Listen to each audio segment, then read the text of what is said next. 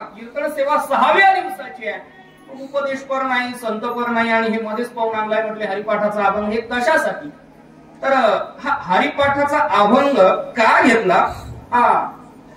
असं सगळेच अभंग चिंतन येत नाही, पण विशेष या अभंगावर चिंतन का करावं वाटलं? कारण सध्या एक धडाका दबलाय भूषण महाराज सोप्या अभंगांवर कीर्तन करायचे.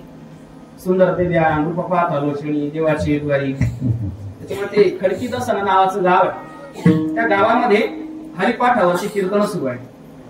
ते त्या गावामध्ये सलग 2 एकादशांना चहुपेदी जाण आणि त्रिकोणासन या 2 अभंगावरती सेवा करण्याचा योग आला. मग ते देवाची द्वारी मध्ये स्किप व्हायला नको, पहिल्यापासून सुरू करू. पण देवाची द्वारी या अभंगावरती चिंतन करण्याचा आज प्रयत्न करायचा आहे. खरं पाहता या अभंगातून माऊली ज्ञानोबराय नामचिंतनाच्या संबंधानं चर्चा करतात. हा नंतरचा भाग आहे, पण मला भावलेला भाव असा आहे की या अभंगामधून बाबा ज्ञानोबरायांचं अंतःकरण प्रगट होतं. या अभंगातून माऊली ज्ञानोबरायांची साधकाच्या प्रित्यर्थ, समाजाच्या प्रित्यर्थ असलेली तळमळ प्रगट होती. ती कशी प्रगट होती पुढे सिद्ध करण्याचा मी प्रयत्न करेन. अभंग फार गोड आहे, सगळ्यांच्या परिचयाचा. आत्मविश्वासाने सांगू शकतो की या मंडपात असा कोणी नसेल की ज्याचा अभंग पाठ नसेल. थोडं पुढे बोलू समजती. पूर्ण वेल्हाणे गावामध्ये असा कोणी सापडणार नाही ज्याचा अभंग पाठ नसेल. अजून थोडं पुढे जायचं, पूर्ण धुळ्यात कोणी सापडणार नाही की ज्याचा अभंग पाठ नसेल. अजून थोडं पुढे चालू, पूर्ण महाराष्ट्रात, सबंध महाराष्ट्रामध्ये कोणी असा मिळणार नाही की ज्याचा अभंग पाठ नसेल. माफी मागून गुरुवारांच्या आज्ञेने बोलतो, महाराष्ट्रात राहून जर देवाची द्वारी पाठ नसेल तर त्याला महाराष्ट्रात राहण्याचा अधिकार नाही.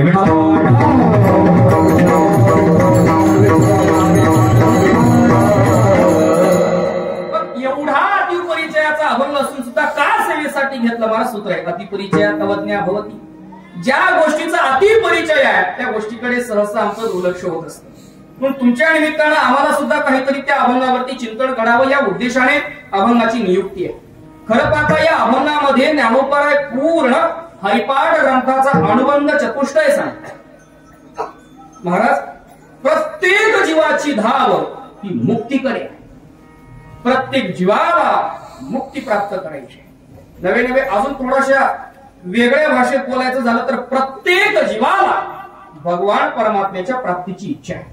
नवे जगद्गुरुशी तुकोबरायांची भाषा आहे. या नरदेहाचं सार्थकत्व करायचं असेल तर त्या पांडुरंग परमात्म्याचं दर्शन झालं पाहिजे.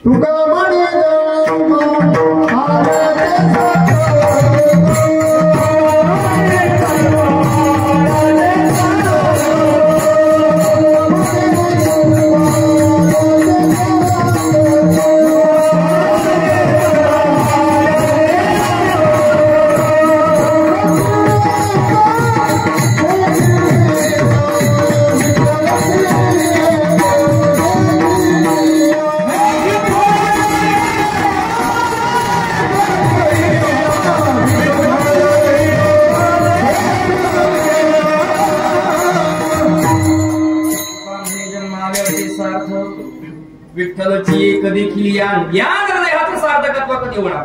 भगवान पांडुरंग परमात्म्याचं दर्शन केल्यानंतर. आणि महाराज, मोक्ष आणि परमात्मा हा वेगळा नाही. अगदी ज्ञानोबरायांची हरिपाठामध्ये ज्ञानदेवा पाठ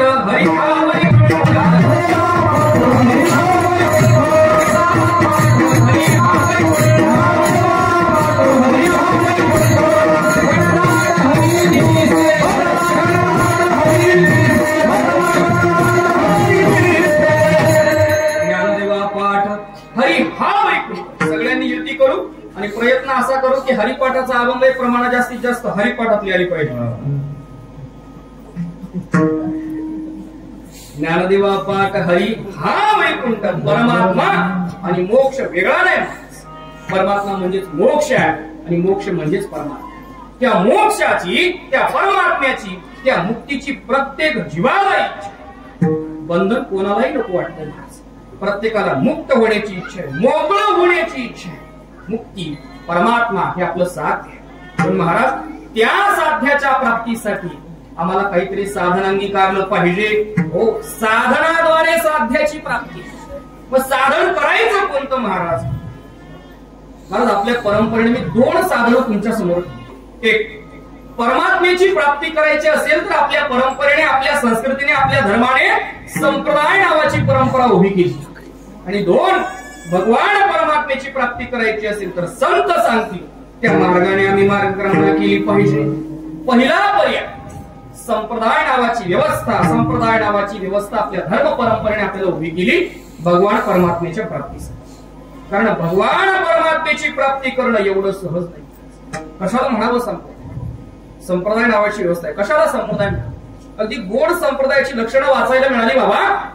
4 लक्षणांनी संप्रदाय युक्त असावा. 1 संप्रदाय अनादी पाहिजे.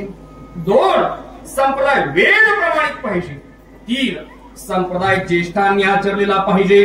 आणि 4थी महत्वाची गोष्ट संप्रदाय फलप्राप्ती करून देणारा पाहिजे. संप्रदाय अनादी पाहिजे. अनादी पाहिजे. कोण या संप्रदायाची पहिली वार्ते? एका जनार्दनी वैष्णव शिरोमणी महादेव आदिनाथ उमा गडले मचिंद्रा लादले सरस्वती महाराज या संप्रदायाचे आद्य वारकरीच अनादी आहे. कारण शिव शब्दाचा अर्थ करत असताना शिव ब्रह्म हा ब्रह्म असा अर्थ.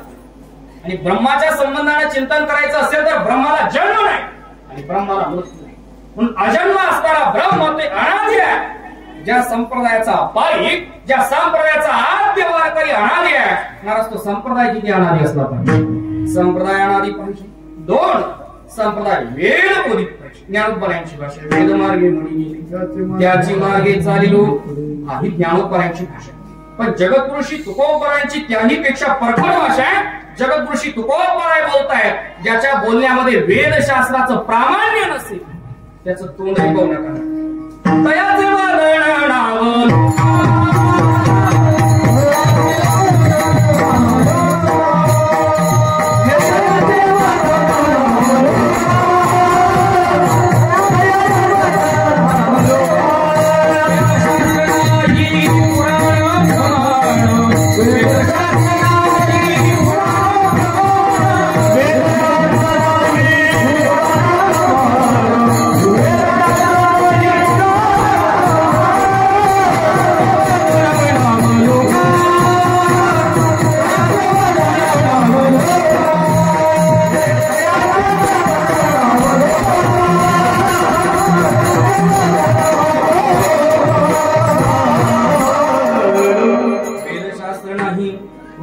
प्रमाण तयाचे वदवणना बोलता जगद्गुरुशी तुकोबरायांची परखड भाषा आहे.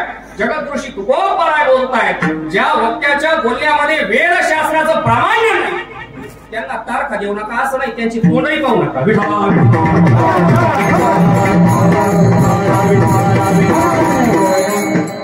संप्रदाय वेदबोधित संप्रदाय पाहिजे. म्हणून वारकरी संप्रदायाची तुम्ही ग्रंथ संपदा पाहिली तर वेद प्रमाणित ग्रंथ संपदा.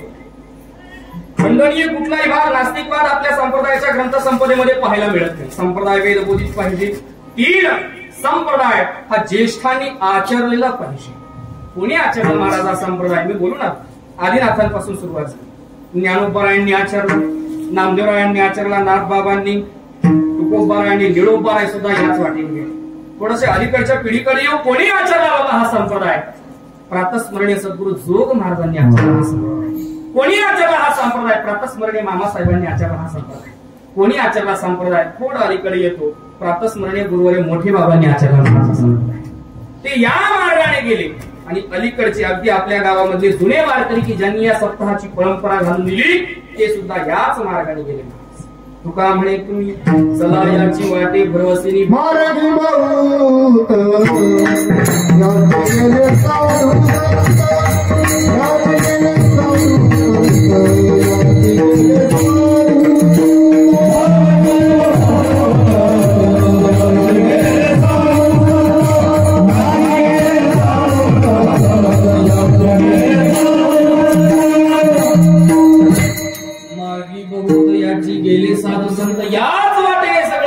मार्गक्रमणा केली. आपल्याला देखील याच वाटेने जायचं. आणि 4थं संप्रदायाचं लक्षण संप्रदाय हा फलप्राप्ती करून देणारा पाहिजे. महाराज या संप्रदायामध्ये उपासना करणाऱ्यांना झाली महाराज फलप्राप्ती. परोक्षरित्या भगवान परमात्मा प्राप्त झाला. ज्ञान स्वरूप परमात्मा प्राप्त झाला. अगदी तुकोबरायांची भाषा तत्वमसी विद्या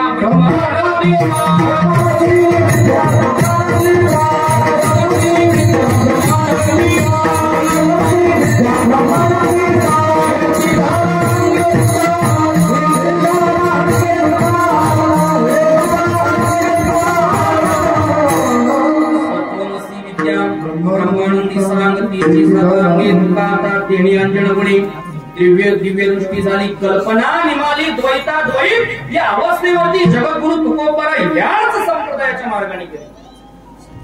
याच संप्रदायाच्या वाटेने मार्गक्रमणा ज्यांनी ज्यांनी केली त्यांच्या घरामध्ये पांडुरंग परमात्म्याने कामं केली. महाराज संप्रदाय फलप्राप्ती करून देणारा पाहिजे. भगवान परमात्म्याच्या प्राप्तीसाठी पहिला दुवा हा संप्रदाय नावाची परंपरा उभी केली. संप्रदाय नावाची व्यवस्था आपल्या परंपरेने आपल्याला दिली. आणि दोन, भगवान परमात्म्याची प्राप्ती करायची असतील तर संत सांगतील त्या वाटेने गेलं पाहिजे. कारण परमार्थ हा मनाचा नाही.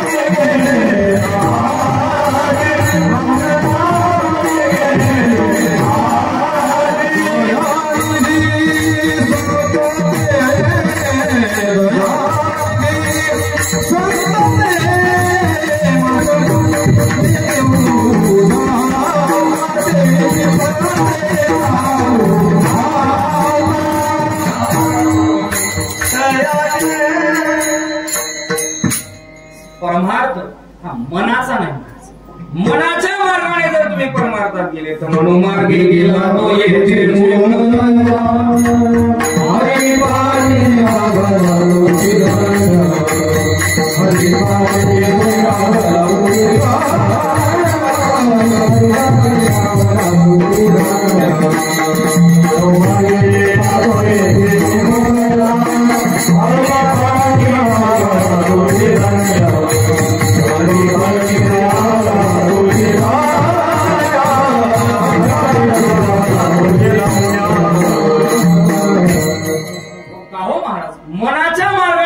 गेलो तर निश्चित गंतव्य स्थानापर्यंत पोहोचून याची शाश्वती नाही. मग करायचं आहे परमार्थ. आम्हाला करायची भगवान परमात्म्याची प्राप्ती. काय केलं पाहिजे आम्ही महाराज? कोणाच्या मार्गाने गेलं पाहिजे? ज्ञानोबाराचं तर संतांचे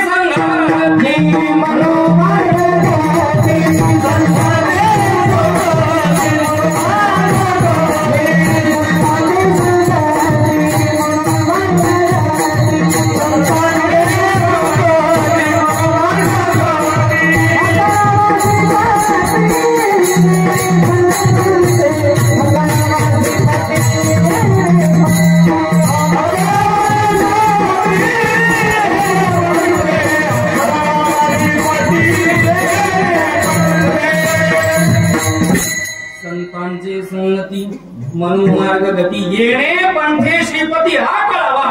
या पंथानं संत गेले त्या पंथाने जर आम्ही परमात्मा प्राप्तीसाठी गेलो तर तेणेची पंथे चालू जाता न पडे कोणता कुठे काही निश्चित गंतव्य स्थानाची प्राप्ती होईल.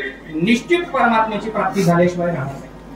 आणि म्हणून महाराज हा साधू संतांचा अवतारच या जगाला सुख प्राप्ती करून देण्यासाठी झाला ना परमात्म्याची प्राप्ती करून देण्यासाठी. प्रत्येक जीवाला मुक्तीची इच्छा मी बोलून आलो. मुक्ती नाम परमात्म्याची, परमात्मा नाम सुखाची प्रत्येकाला इच्छा. एखादा म्हणेल का आमच्या गळ्यात माळा नाही, आमचं खाणं पिणं चाललंय, लाख रुपयाचा बंगला आहे, सकाळी सुनबाई रोज कांदा पोहे करून खाऊ घालते, गळ्यात तो माळ नाही, आमचं सुखात चाललंय सगळं, याची वाट नाही. महाराज प्रपंचामध्ये होणारं सुख हे वास्तव सुख नाही, हे आभासाचं सुख आहे, हे प्रातिभासिक सत्तेतलं सुख आहे. पण प्रपंचातलं सुख हे नश्वर आहे, दुःख मिश्रित आहे आणि विशेष म्हणजे ते शाश्वत नाही. अशाश्वत अशा प्रकारचं सुख आहे. आणि महत्वाचं म्हणजे अध्यासाचं सुख आहे, आभासयुक्त ते सुख आहे. काय झालं? दोघं नवरा बायको झोपले रात्री. मी जो माझ्या पद्धती बोलून दोघं नवरा बायको रात्री झोपले पलंगावर. आणि रात्री झोपल्यानंतर त्याच्यातला तो नवरा नाम पती होता, त्याने स्वप्नामध्ये रात्री 1 वाजता भूत पाहिलं. त्याने रात्री 1 वाजता स्वप्नात काय पाहिलं? भूत पाहिलं.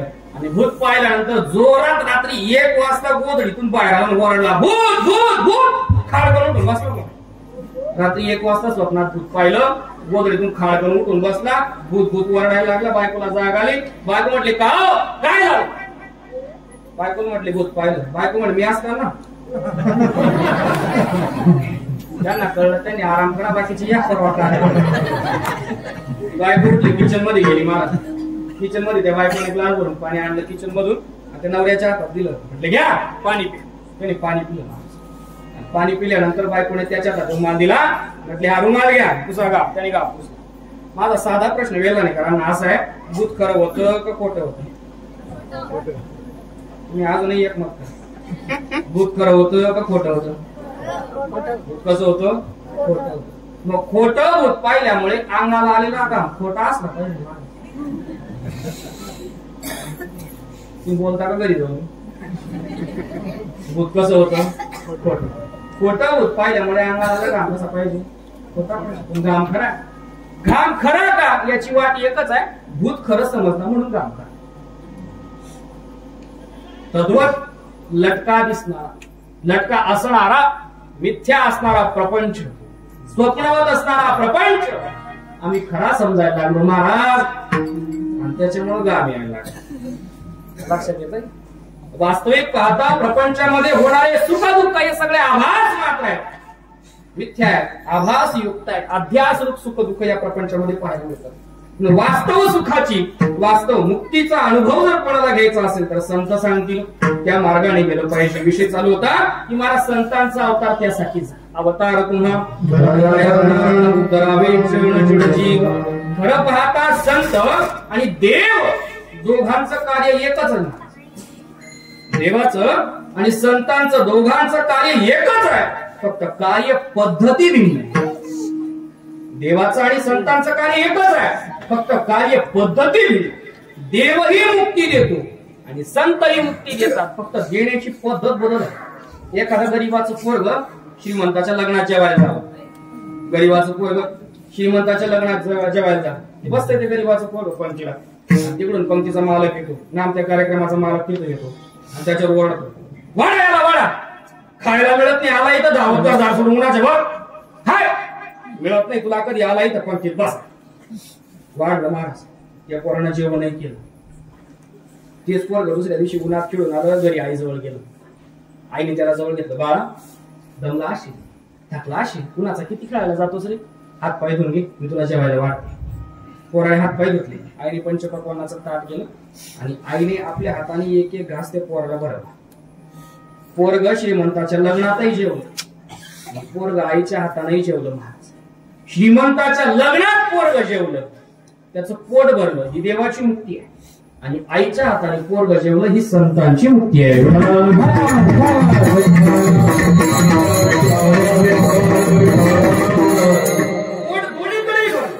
पोट दोन्हीकडे भरलं, लग्नाच्या पंक्तीतही पोट भरलं आणि आईच्या हातूनही पोट भरलं महाराज. पण लग्नाच्या पंक्ती देव मुक्ती देतो, पण देव ठेवत नाही ना, वर करून टाकतो.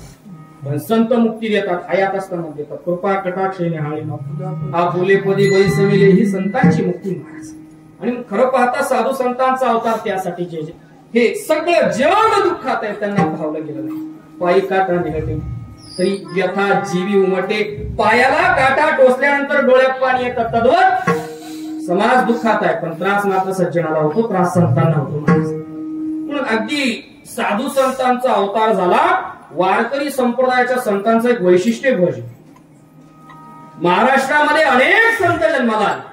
असं म्हणतात पंडित जवाहरलाल नेहरू म्हणायचे, अख्ख्या भारतात जेवढे संत झाले नाही तेवढे संत एकट्या महाराष्ट्रात. पण त्यातही वारकरी संप्रदायाच्या संतांचं वैशिष्ट्य आहे, इतर संत जन्माला आले त्यांनी हयात असेपर्यंत या पृथ्वी तलावर अवताराला असेपर्यंत कार्य केलं, पण अवतार संपल्यानंतर कार्य बंद झालं.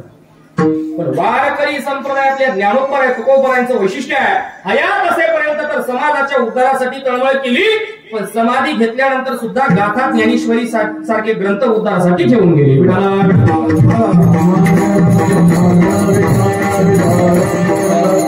ज्ञानोबा तुकोबा ही वारकरी संप्रदायाची व्यापक भूमिका आहे. वारकरी संप्रदाय हा वैश्विक संप्रदाय आहे, युनिव्हर्सल फिलॉसॉफी वारकरी संप्रदायाची. आपली इंग्रजी संप्रदायाच्या प्रचारासाठी यावी, विनोदाची भाषा बनवू नये. वारकरी संप्रदायाचं तत्वज्ञान युनिव्हर्सल तत्वज्ञान आहे, वैश्विक तत्वज्ञान. ज्ञानोबराय तुकोबरायांनी गाथा ज्ञानेश्वरी सारखे ग्रंथ लिहून गेले. या पृथ्वी तलावरचा सगळ्यात मोठा चमत्कार जर कोणता असेल तर 22व्या वर्षाचा तरुण या जगाची आई होतो महाराज, हा चमत्कार. ज्ञानोबरायांना अख्खं जग माऊली म्हणतोय, आई नाही बरं माऊली. कारण आईमध्ये आणि माऊलीमध्ये फरक आहे. आईला हित कळतं फक्त पोटच्या पोराचं कळतं, आईला हित कळतं फक्त पोटच्या पोराचं कळतं, पण माऊलीला मात्र साऱ्या जगाचं हित कळतं, साऱ्या जगाचं हित. साऱ्या जगाच्या हितासाठी ज्ञानोबरायांनी अवतार धारण केला. ज्ञानोबरायांचं जीवन एक विलक्षण जीवन आहे, विलक्षण जीवन आहे, विलक्षण जीवन आहे. अगदी काय अंतःकरण असावं माऊलीचं. महाराज ज्ञानेश्वरी सारखा ग्रंथ लिहिला ज्ञानोबराय, पण ज्ञानेश्वरी सारखा ग्रंथ ज्या वेळेला समारोपाला जातोय, ज्ञानेश्वरी ग्रंथाचा समारोप ज्ञानोबराय करताय.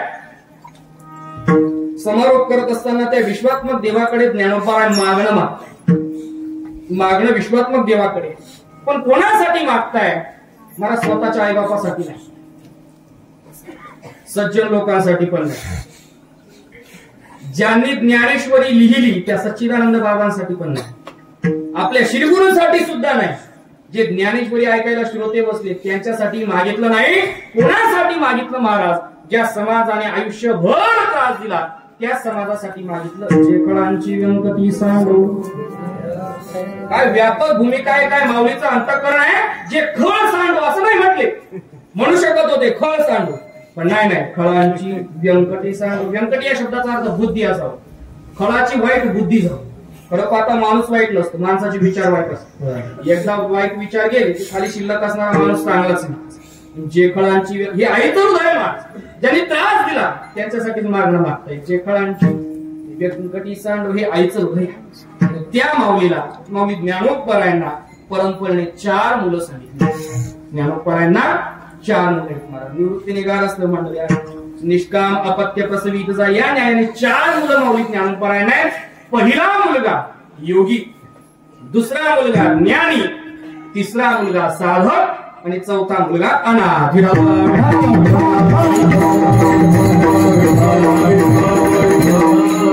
पहिला ज्ञानोबरायांचा मुलगा महाराज योगी. ज्ञानराज माझे योग्याचे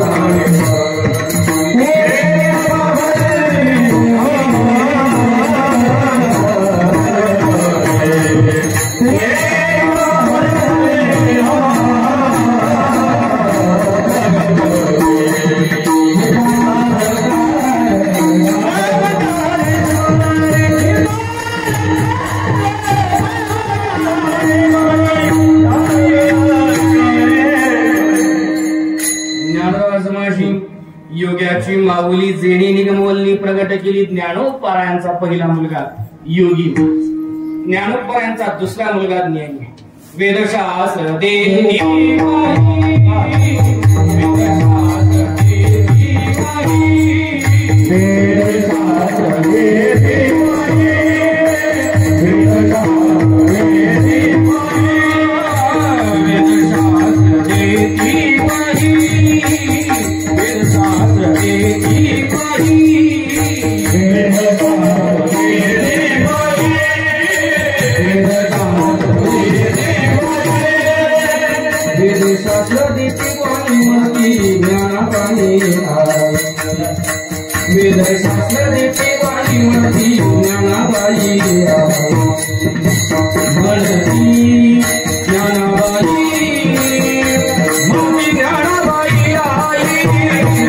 शिव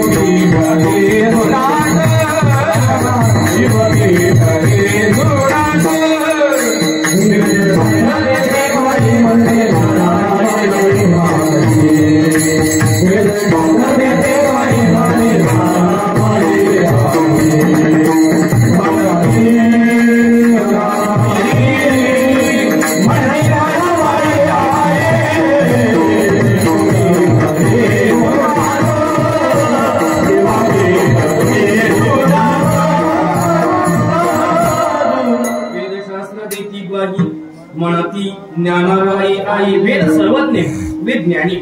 पण ज्ञानोबरायांचा दुसरा मुलगा ज्ञानी, ज्ञानोबरायांचा तिसरा मुलगा साधक आहे.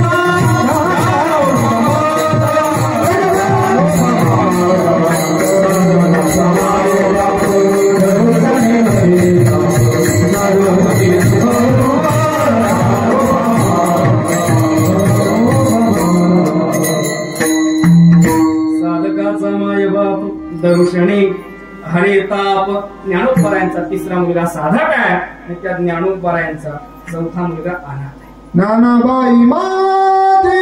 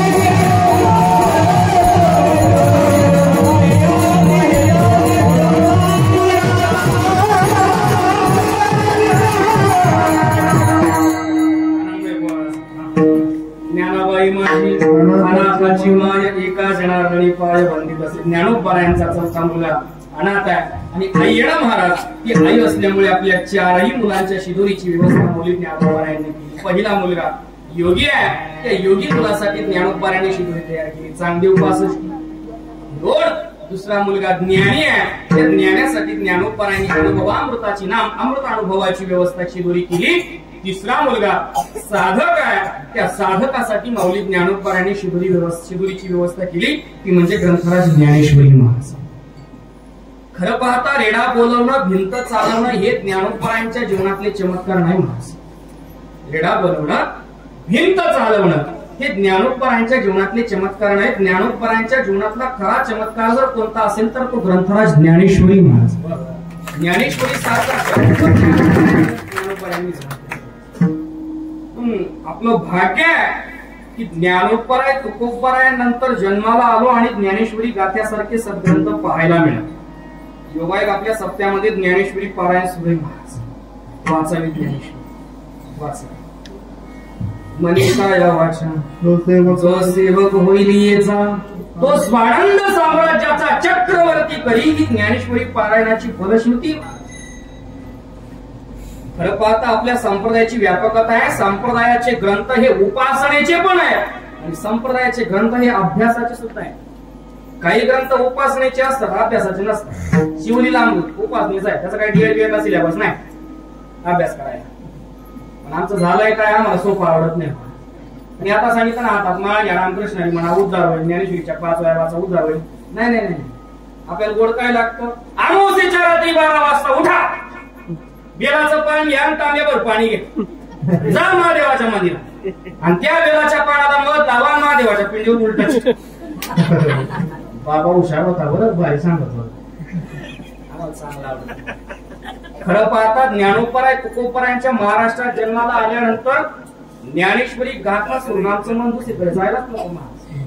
एवढं संपन्न तत्वज्ञान आपल्याला ज्ञानोपराय देऊन गेले, एवढं संपन्न तत्वज्ञान देऊन गेले. मराठी भाषेमधला सगळ्यात दिव्य ग्रंथ जर कोणता असेल, मी दिव्य बोलतो, तर तो ग्रंथराज ज्ञानेश्वरी. काय भाग्य आमच्या महाराष्ट्राचे की परदेशातले लोक महाराज आमची ज्ञानेश्वरी इंग्लिश मध्ये ट्रान्सलेट करतात आणि परदेशामध्ये जाऊन ती इंग्लिश मध्ये ट्रान्सलेट केलेली ज्ञानेश्वरी वाचतात. एक वाक्य जाणीवपूर्वक बोलतो, ज्ञानेश्वरी लिहून ज्ञानोपरायांनी आपल्यावर काहीच उपकार केला नाही. बघा तुम्ही ऐकत असाल, जागे असाल, ज्ञानेश्वरी लिहून ज्ञानोपरायांनी आपल्यावर काहीच उपकार केला नाही. ज्ञानेश्वरी मराठीत लिहिली, हा उपकार. ज्या व्यक्तीला 56 भाषेचा केला असेल, ज्या महात्म्याला 56 भाषा येतात, त्या ज्ञानोपरायांनी यदा कदाचित जर गुजरातीमध्ये ज्ञानेश्वरी लिहिली असती, तेलुगू भाषेत जर ज्ञानेश्वरी लिहिली असती, माणूस कळाली असती का? पुढचं बोल, मराठीत ज्ञानेश्वरी तरी वाचायची बोंब पडत नाही. तेव्हा तेलुगू मध्ये गुजरातीमध्ये कधी वाचली असते? सगळ्या संतांनी आग्रह धरला, वाचावे ज्ञानेश्वरी, वाचावे ज्ञानेश्वरी,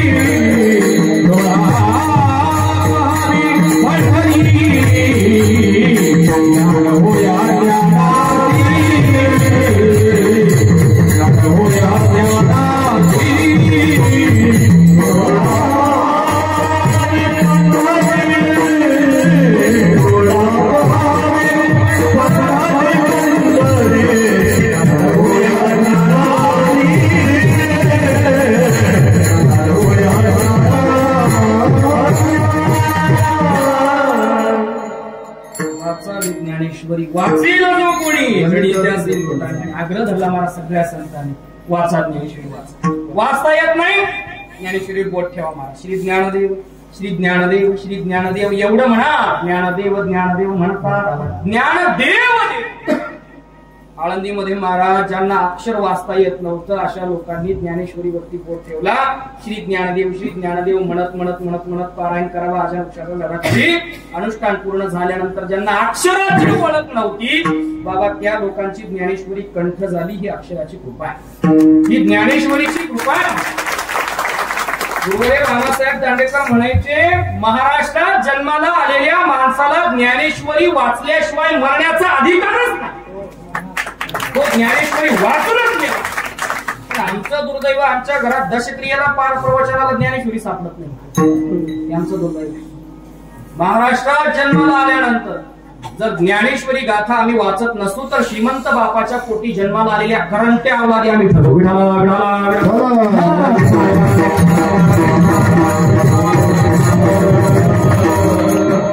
वाचावी ज्ञानेश्वरी भाव धरून या वाची ज्ञानेश्वरी कृपा दिव्य ग्रंथ ज्ञानेश्वरी निर्माण केला ज्ञानोबरायांनी. साधकासाठी चौथं ज्ञानोबरायांचं लेकरू अनाथ आहे, त्या अनाथ बालकासाठी ज्ञानोबरायांनी हरिपाठाची निर्मिती केली.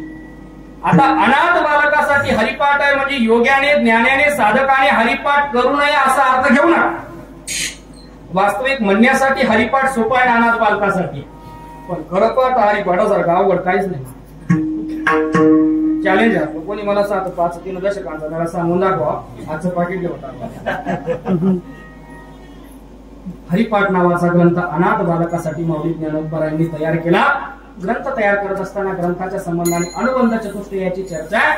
अनुबंध जो ग्रंथामध्ये प्रवेश करून देतो त्याला अनुबंध म्हणतात. अनुबंध चतुष्टयामध्ये 4 गोष्टींचा समावेश आहे: अधिकारी, विषय, प्रयोजन आणि संबंध. पैकी या ग्रंथाचे 2 अधिकारी या पूर्ण अभंगामध्ये सांगता येतील. पैकी अधिकारी कोण या ग्रंथाचा किंवा हरिपाठाचा अधिकारी कोण, तर तो देवाच्या दारामध्ये उभा आहे तो अभंगाचा पहिलं. देवाची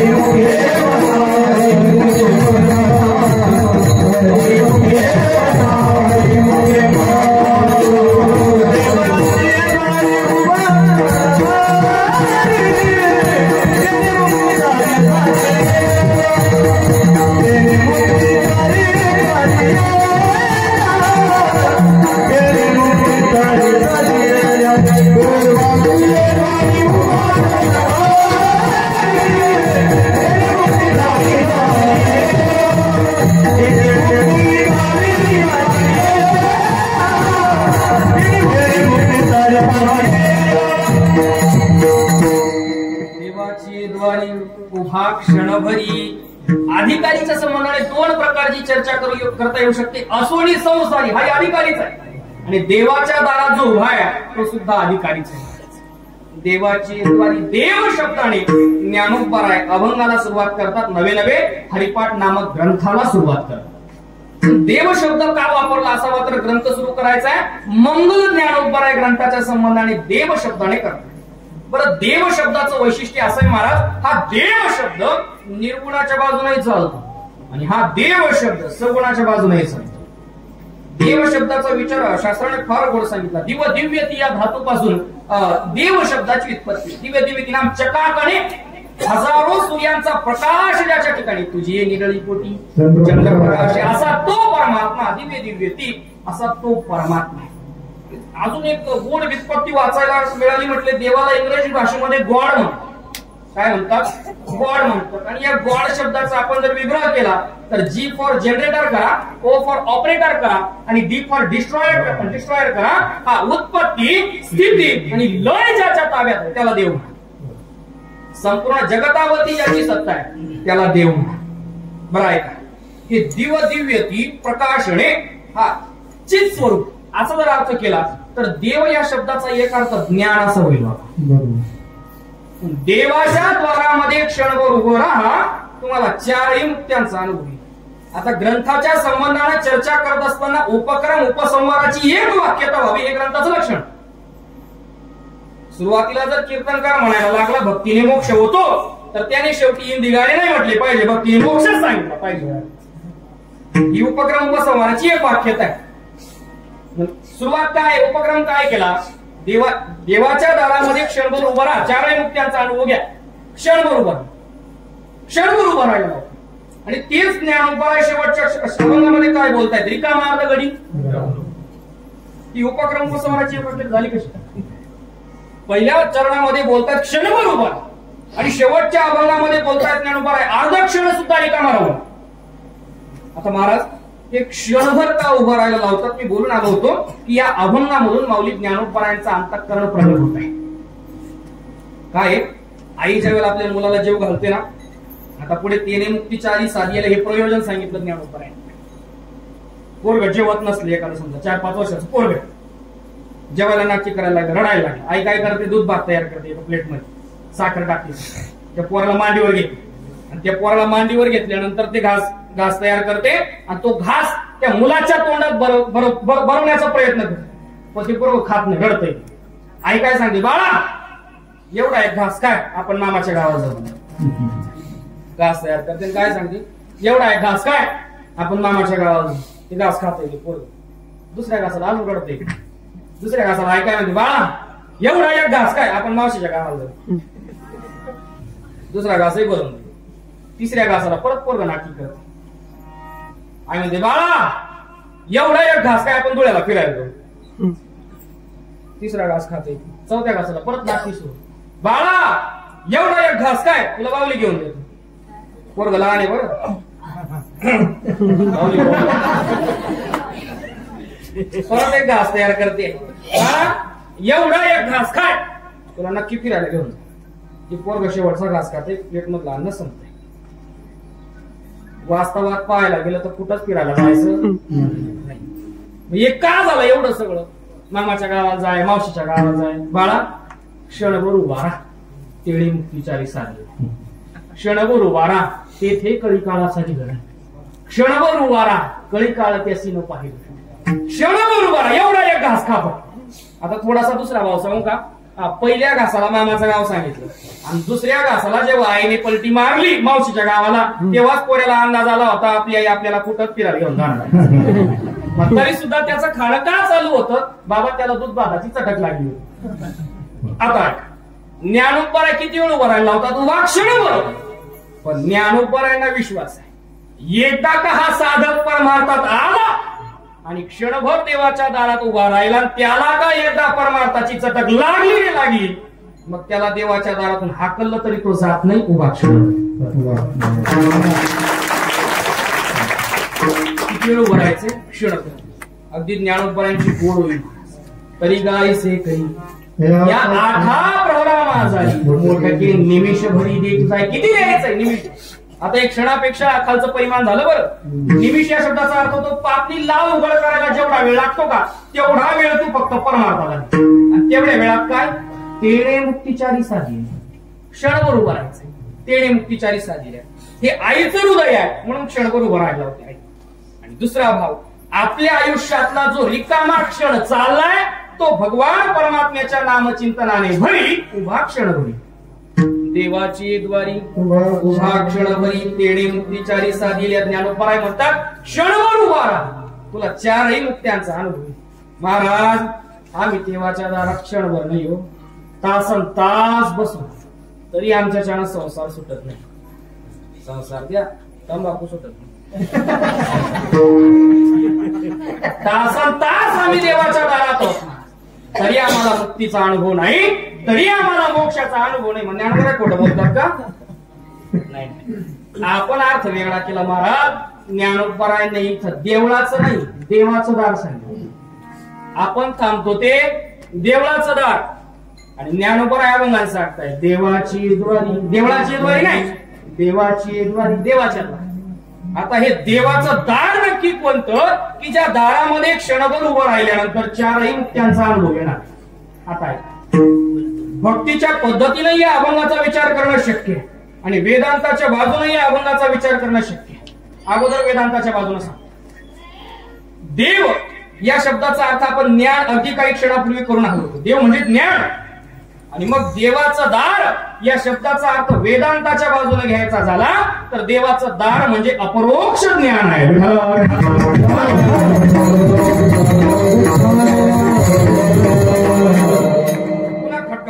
महाराज. परोक्ष ज्ञान, अपरोक्ष ज्ञान. परोक्ष ज्ञान म्हणजे काय, अपरोक्ष ज्ञान म्हणजे काय?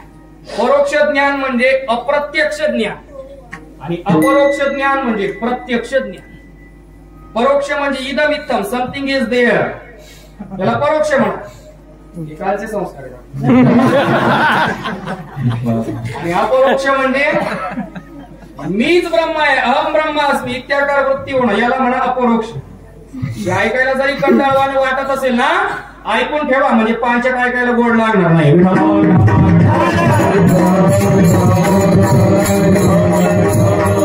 वेदांत शास्त्राने गुण उदाहरण दिलं मला. परोक्ष कशाला म्हणावं, अपरोक्ष कशाला म्हणावं. काय झालं, 10 जण बाजारात निघाले. पूर्वीचा काळ, गावातले 10 जण बाजारला गेले. जुना काळ. आणि बाजाराला गेल्यानंतर बाजार केला त्यांनी आणि बाजार करून परत घरी येता येता जुन्या काळ नदी लागली रस्त्यामध्ये. आता जुन्या काळ नदीवर काय पूल नव्हता. मग आता जुन्या काळी लोक काय करायचे, नदी ओलांडताना बाबा कपडे काढायचे, कपडे पुढे बांधायचे डोक्याला, नदीतून पोत पोत पैल तेलाला जायचं. हे जुना काळ, कपडे काढायचे डोक्याला बांधायचे, पोत पोत पैल तेलाला जायचं. महाराज त्या 10 जणांनी तेच केलं. आपल्या अंगातले कपडे काढले, डोक्याला बांधले, पोत पोत पैल तेलाला उतरले आणि गावाकडे निघण्याच्या अगोदर त्याच्यातलं एक काय म्हटला, हे थांबा, घराकडे जायची काही नका करू म्हणे, आपल्याकडे 10च्या 10 आहेत मोजून पाहूया. त्याचा पाहिजे पुढे गेला आणि पुढे गेल्यानंतर त्याने मोजायला सुरुवात केली. 1 2 3 4 5 6 7 8 9. रडायला लागलो. दावा मरी गया, दावा वाहून गेला नदीत. दावा नदीत वाहून गेला म्हणजे रडायला लागला, शोक करायला लागलो. दुसरा म्हटला थांब, तुला नाही मोजतंय. पहिला गेला जागेवर, दुसऱ्याने मोजायला सुरुवात केली. 1 2 3 4 5 6 7 8 9. यो पण रडायला लागला. म्हटले दावा खरंच वाहून गेला नदीत. दावा नदीत वाहून गेला म्हटलं. एवढ्या काय झालं, एक माझ्यासारखा शहाणा तिचा, म्हणजे बाकीचे येडे होते, तुमच्या जाणार आला ना, एक शहाणा तिथं आला. त्या शहाणाने सांगितलं, म्हटले रडू नको, तुमच्यात दावा आहे. ऐका बरं, त्या शहाण्याने काय सांगितलं, रडू नको, तुमच्यात दावा जिवंत आहे. आनंद झाला सगळ्या. म्हणजे कसं शक्य आहे, म्हणजे याने मोजून दाखवले. 1 2 3 4 5 6 7 8 9 आणि ठेवला छातीवर हात, तोच दावा. आता ऐका, तुमच्यातला दावा जिवंत आहे, रडू नको, हे वाक्य म्हणजे परोक्ष ज्ञान आहे. आणि 9 मोजून दाखवणं, तूच दावा आहे हे सांगणं म्हणजे अपरोक्ष ज्ञान आहे. या जगामध्ये देव आहे हे सांगणं, याला म्हणा परोक्ष ज्ञान. आणि तूच देव आहे, देव पाहावया गेलो, तेथे देवाची ओळी ठेवलो, ही वृत्ती होणं हे अपरोक्ष ज्ञान आहे. देवाचं दार कोणतं, वेदांताच्या बाजूने विचार केला तर अपरोक्ष ज्ञान म्हणजे देवाचं दार आहे.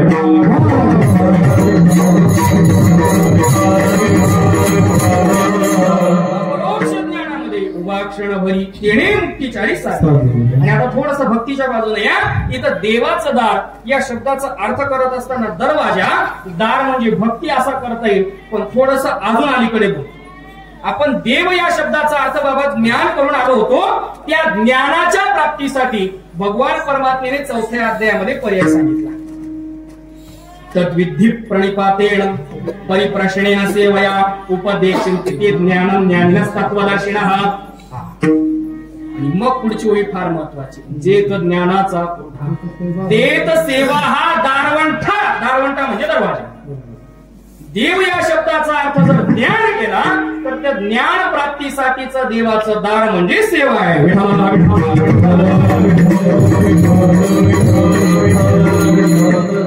दार म्हणजे काय आहे, सेवा आहे. देवाच्या दारात या क्षणभर सेवा करा महाराज. 4 मुक्त्यांचा अनुभव. काय सेवा करायची, सप्ताहाचा मंडप जागायचा.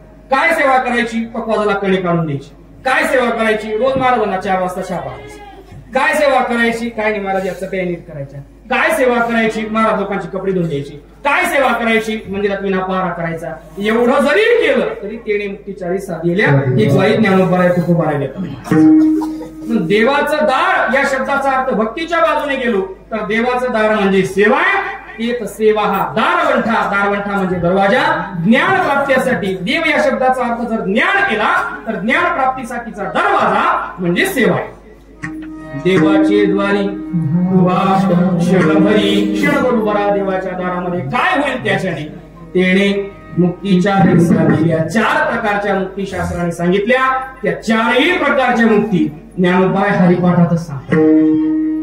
पहिली मुक्ती सलोकता तेने वैकुंठ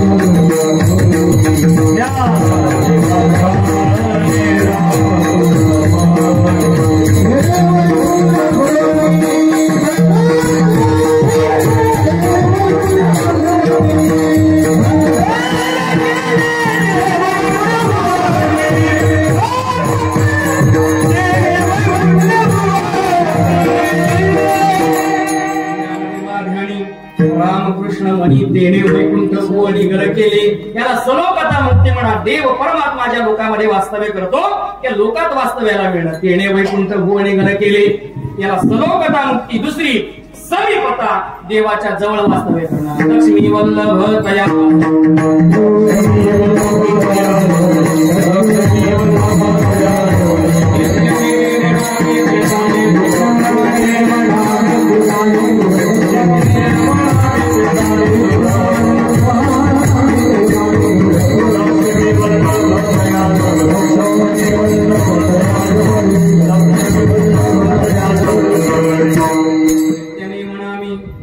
प्राणी दुर्लभ लक्ष्मी वल्लभ तया जवळ देवाच्या जवळ वास्तव्य करणं.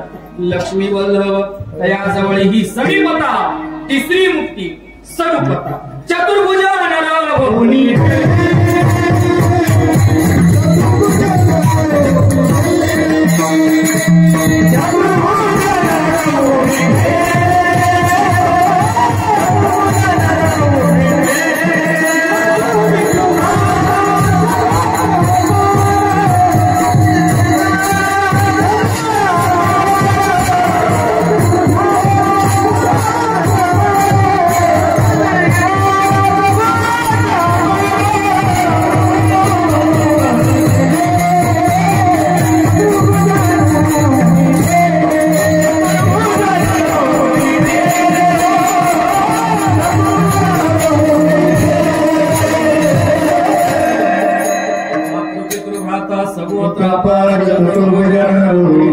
देवासारखं रूप प्राप्त होणं याला स्वरूपता मुक्ती म्हणा. या हरिपाठाचं वैशिष्ट्य पुढे बोलता भारी म्हणतात नाही जमत. चौथी मुक्ती ज्ञानोबा हरिपाठात सांगतात सायुज्यता मुक्ती. जो बरोबर उत्तर देईल त्याला भूषण महाराजाकडून 500 रुपये.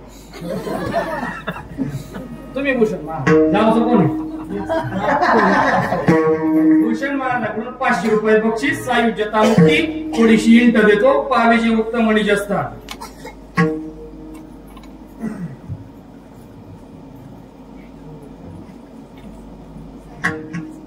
ज्ञानदेवा पाठ नारायण नाम पाणी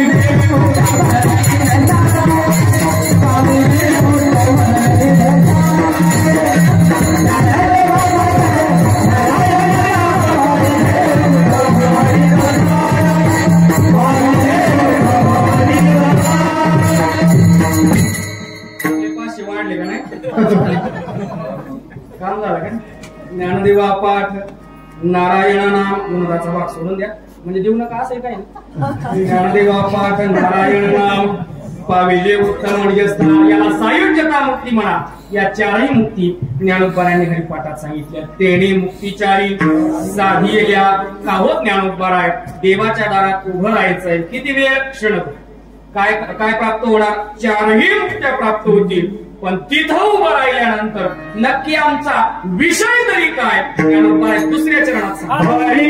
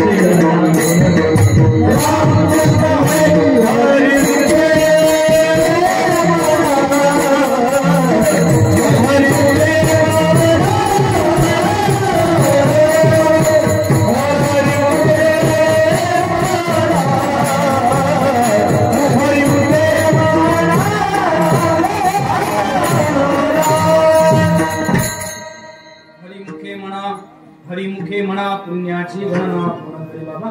या हरिपाठ ग्रंथाचा विषय काय? ज्ञानोबराय सांगतायत. देवाच्या दारामध्ये उभा राहिल्यानंतर काय करायचं? मुखाने हरी म्हणा, हरी म्हणा, हरिमुखे म्हणा, हरिमुखे म्हणा पुण्याची गणना करी. 2 वेळेला ज्ञानोबराय सांगतायत. हरिमुखे म्हणा, हरिमुखे म्हणा पुण्याची गणना कोण करी. आता ही द्विरुक्ती आहे. वास्तविक पाहता व्याकरण शास्त्राचा विचार केला तर शास्त्रामध्ये द्विरुक्ती हा दोष आहे.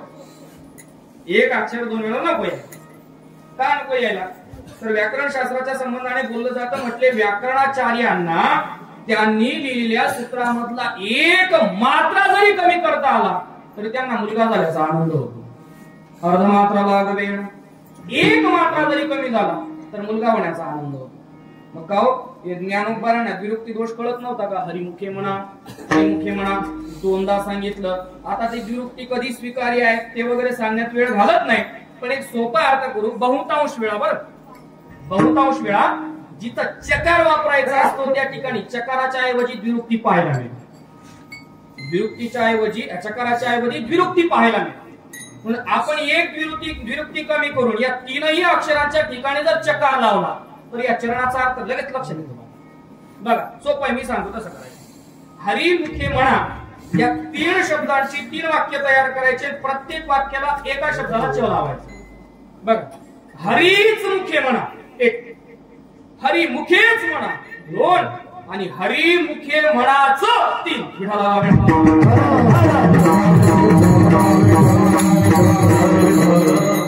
द्विरुक्तीची शंका क्लिअर होऊन जाते. प्रत्येक अक्षराला एक च लावा. प्रत्येक शब्दाला हरीच मुखे म्हणा, हरिमुखेच म्हणा आणि हरिमुखे म्हणाच हरीच मुखे म्हणा. आता हरीच मुखे म्हणण्यामध्ये इतरांची व्यावृत्ती झाली. महाराज सेंदरी हिंदरी होते. कोणती खुशी देखील आपल्या पोटा रडते मागणी शेती अवदान. आम्ही त्या बाबाच्याकडे 17 खेटी केल्या. का बरं? डायबिटीज होती. डायबिटीजचा बाबा काय करी? किती अंधश्रद्धाळू झालो महाराज. आम्ही ज्ञानेश्वरी गाथा सोडून आम्ही डायबिटीज घालवण्यासाठी बाबाच्या 17 करायला. घरात ज्ञानेश्वरी असताना बरं काय आहे तोडगे ताडगे तुम्हाला गोड वाटतात. बऱ्याच वेळेला मुखातून ऐकलं असेल कोणी, मला माहित नाही, पण एक आवर्जून सांगावं वाटतं. ज्या अक्षराची आपण सेवा करतो, ज्या अक्षराची आपण उपासना करतो, फार श्रेष्ठ अक्षर आहे. आळंदीमध्ये व्यक्ती रामेश्वर महाराज भोजणे म्हणून यांच्या गावात बोललो होतो ना. रामेश्वर महाराज भोजणे म्हणून व्यक्ती आहे. तर त्यांच्या आईला भयंकर ज्वर आला होता, ताप आला. इतका भयंकर ताप की महाराष्ट्रातले भारतातले सगळे नंबर 1चे डॉक्टर दाखवले पण तरी तो ताप जात नव्हता. जगातले भारी क्वालिटीचे नंबर 1चे डॉक्टर दाखवले तरी ताप जात नव्हता. मग त्या तापासाठी काय केलं? रामेश्वर भोजने घरी आले आणि घरी आल्यानंतर त्यांनी तुकोबरांच्या गाथ्यातले एक अभंग काढले. चित्त शुद्ध तरी शत्रुमित्र होती व्याघ्रहीन खाती सर्वतया. या अभंगाचं अनुष्ठान केलं आणि अनुष्ठान पूर्वक तयार झालेलं जल आईला प्यायला दिलं. तो ताप जगातल्या नंबर 1च्या डॉक्टरने गेला नाही. तो ताप तुकोबरांच्या एका अभंगाने घालवला. हे तुम्हाला लागतं ना म्हणून सांगितलं. ही ज्ञानेश्वरी गाथ्याचं वैशिष्ट्य. अक्षरांमध्ये एवढं सामर्थ्य. गुरुवारी प्रातस्मरणे भोले बाबा सांगत असतात, जगद्गुरुशी तुकोबरायांचा गाथा ज्यावेळेला इंद्रायणी नदीमध्ये बुडवला, नुसता गाथा नाही दगडाला बांधून गाथा बुडवला. पण जेव्हा 13 दिवसाच्या अनुष्ठानानंतर वर आला किंवा नुसता गाथा वर नाही आला तर दगडाला घेऊन वरला. ज्यावेळी दगडासहित देशाला या गुरुदेव बाबा सांगत असतात, कुठली जी अक्षरं दगडाला तारू शकतात ती माणसाला का तारणार नाही. इतर बाकीच्या गोष्टींच्या नादी न लागता हरी मुखे म्हणा, हरीच मुखे म्हणा, हरीच म्हणायचं. बरं थोडस विषयांतर होईल, माफी मागून बोलतो पण बोलणं गरजेचं आहे. अलीकडे नवीनच पद्धत सुरू झाली. गावात येतात, प्रोजेक्टर लावतात आणि सांगतात या जगात फक्त रामपाल बाबा देव आहे. रामपाल बाबा सांगतात रामकृष्ण हरी म्हणून तुमचा उद्धार होणार नाही, रामकृष्ण हरी या नावाने तुमचा उद्धार होणार नाही असे सांगणारे गावात फिरायला लागले. मी अगदी अभंगाच्या प्रस्तावनेतच बोलून आलो होतो की संप्रदाय हा वेद प्रमाणित पाहिजे, वेद बोधित पाहिजे. त्याच्यामुळे आपण मोठ्याची लेकर आहोत बुवा, ज्ञानोबा तुकोबरायांची लेकर आहोत. हे कोणी डोक्यात घालण्याचा प्रयत्न करत असेल तर वेळीच सावध. माफी मागून वाक्य बोलतो, कोणाची आई किती वेश्या आहे मला माहित नाही, पण माझी आई पतिव्रता हे सांगितल्याशिवाय राहणार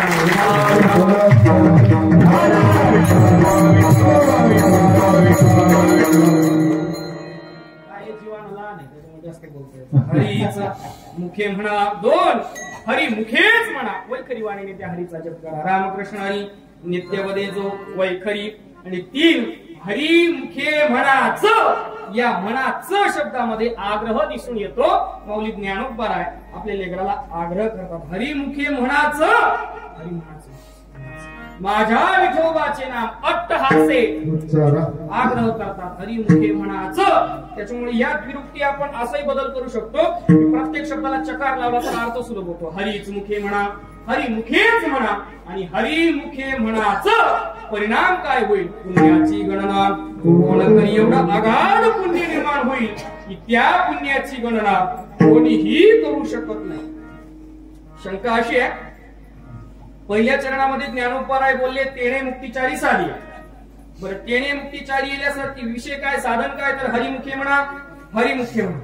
आणि माऊली ज्ञानोबराय ग्रंथराज ज्ञानेश्वरीमध्ये बोलतात, मग तया पुण्याची पावती सवेची इंद्रपणाची उती उतरे आणि येऊ लागती माघारे मृत्यू लोका. पुण्य संपल्यानंतर जर परत मृत्यू लोकाला जन्माला यावं लागतं तर हरिहरी म्हटल्याने सुद्धा पुण्यच तयार झालंय, ते सुद्धा एक दिवस संपणार आहे. का हो, तेणे मुक्तिचारी साधी येले, याची वाट काय. पुण्य संपल्यावरती परत खाली जायचं आणि हरिहरी म्हटल्याने तर पुण्यच तयार होणार आहे. मग ते पुण्य संपल्यानंतर सुद्धा जर मृत्यू लोकात जन्माला यावं लागत असेल तर तेणे मुक्तिचारी साधी येले, याची वाट काय. याची वाट एवढीच आहे की महाराज पुण्याचे दोन प्रकार आहेत. एक आहे अशुद्ध पुण्य आणि दुसरं आहे शुद्ध पुण्य. अशुद्ध पुण्य म्हणजे ज्याच्यामध्ये थोडस पाप शिल्लक आहे. तुमच्या दारात आला भिकारी, एकादशीचा दिवस होता, आजी बसली होती वाट्यावर. आजी तिच्या नातवाला 10 रुपये बिस्किट पुढ्यावर देत नाही. वाट्यावर बसलेली आजी आणि भिकाऱ्याने सांगितलं, माय एकादशी आहे, बाबाला काहीतरी दान कर. आजीने पाकिटातून त्या पिशवीतून, कमरेच्या पिशवीतून काढले 50 रुपये, दिले त्या भिकाऱ्याला 50 रुपये.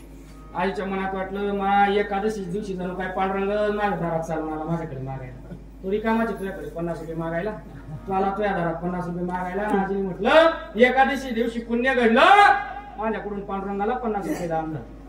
आणि काय नाही, त्या पांडुरंगाने म्हणजे जो भिकारी दारात आला होता त्याने ते 50 रुपये घेतले आणि संध्याकाळी तोच भिकारी मला काल वेलाण्याला येताना गटारीजवळ पडलेला साप. आता माझा प्रश्न असा आहे, 50 रुपये पापात गेले का पुण्यात गेले. बरं ते 50 रुपयाचं पाप, ते दारू पिण्याचं पाप नुसतं भिकाऱ्याला नाही, जी आजी नातवाला 10 रुपये देत नव्हती ना त्या आजीला पण अर्ध पाप बसलो. मी नाही, तू तुकोबरायांची भाषा आहे, केले पाप देणे दिले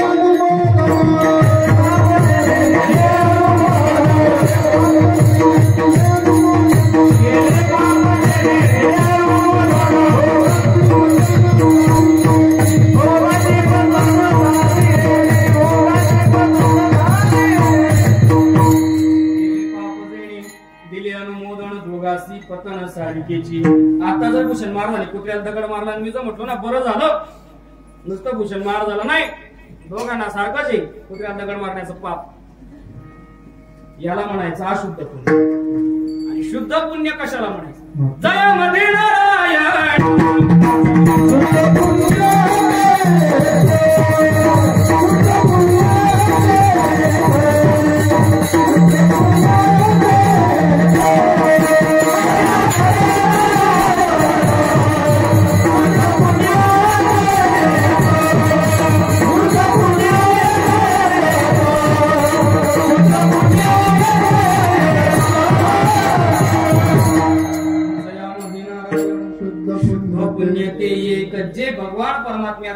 ज्या पुण्यामध्ये सत्कर्मामध्ये समावेश आहे म्हणजे परमात्म्याचं नाम चिंतन हे शुद्ध पुण्य आहे आणि त्या शुद्ध पुण्याच्या बळावर देणे मुक्तीच्या साधलेल्या काहो ज्ञानोपकार आहे. आमचं काय कीर्तनकारासारखं आहे का गावेगाव फिरणं ओरडून सांगणं पाकिट घेणं स्वतः काही न करणं म्हणजे म्हटले आमच्या मागं संसार आहे आमच्या मागं बायका पोर आहे आम्ही एवढं सगळं सोडून काय देवाचं नावच घेत बसायचं का नाही. असोनी संसारी जीवे वेहू करी वेदशास्त्र उभारी म्हणतात असू द्या तुम्ही संसारी पण तरी सुद्धा जीवेला वेग देऊन त्या परमात्म्याचं नामचिंतन करा. बाबा मला असं वाटतं इथं असोनी संसारी जो शब्द आहे ना त्या संसारी शब्दाचा अर्थ बायका पोर बंगला गाडी असा नाही केला पाहिजे. त्या संसारी शब्दाचा संसारी या शब्दाची जर पंचमी विभक्ती आपण केली अस्वनी संसारी संसारी म्हणजे संसारात जन्माला आले ते संसारी या मृत्यूलोक रूपी संसारामध्ये जे जन्माला आले ते संसारी मग तो ब्रह्मचारी असो वा संन्यासी असो तो संसारी का या संसारामध्ये जन्माला आला तो या संसारामध्ये जो जन्माला आला तो असोनी संसारी संसारी असोनी जीवे वेगू करी जीवेला वेग देऊन कर काय होईल वेदशास्त्र उभारी वेदशास्त्र त्याला हात वर करून आशीर्वाद देतील. काय करावं लागेल हरिमुखे म्हणा हरिमुखे म्हणा पुण्याची गणना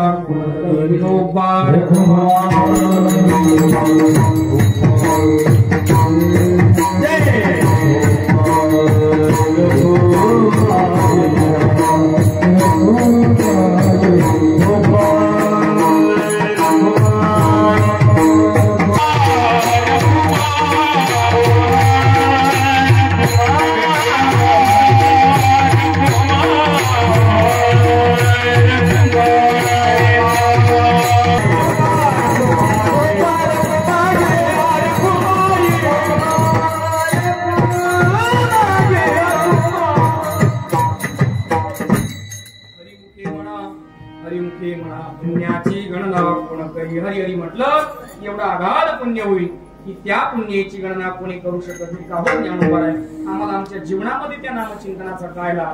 ज्ञानोबा आहे म्हणतात ज्यांनी ज्यांनी त्या परमात्म्याचं नामचिंतन केलं त्यांच्यासाठी संकटामध्ये तो परमात्मा त्याचं परमार्थिक सत्तेचं त्याचं सामर्थ्य सोडून तो त्यांच्या घरी नोकर म्हणून राबला आहे का कोणाचं उदाहरण ज्ञानोबा व्यासाधिकांच्या साह्याने प्रमाण देत आहेत. अभंगाचं शेवट